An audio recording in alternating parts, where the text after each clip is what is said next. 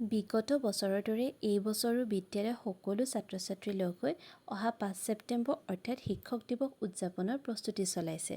আৰু এই অনুষ্ঠানটোৰ আটাইতকৈ আকৰ্ষণীয় হ'ব এই কণমানি কীৰ্তি।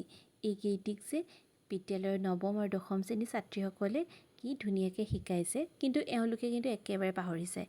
এবাৰ যদি শিকাই পিছ মুহূৰ্ততে আকৌ পাহৰি যায়। আচলতে ইহঁতক দেখিলেই ভাল লাগে, নচাটো পিছৰ কথা বাৰু।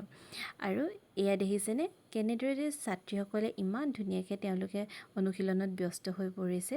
সঁচাই দেখিলে কিন্তু মনবোৰ ভাল লাগি যায়। আৰু এইফালে ইহঁতকেইজনী ব্যস্ত কাৰ্যসূচী বনোৱাত, কি অনুষ্ঠানৰ পিছত কি হ'ব। স্কুলীয়া জীৱনৰ এই দিনটো কিন্তু সঁচাই এটা বৰ ধুনীয়া দিন। দায়িত্ব ল'বলৈ পালে যে কিমান ভাল লাগে। বাৰু এইখিনি আচলতে সাঁচি ৰাখিলোঁ কেমেৰাত স্মৃতি হিচাপে। পিছত যেতিয়া এওঁলোকো ডাঙৰ হ'ব, মোৰ দৰে নিজৰ স্কুলীয়া জীৱনটো হয়তো ৰোমন্থন কৰিব পাৰিব। গতিকে আজিৰ ভিডিঅ'টো ইয়াতে সামৰিছোঁ।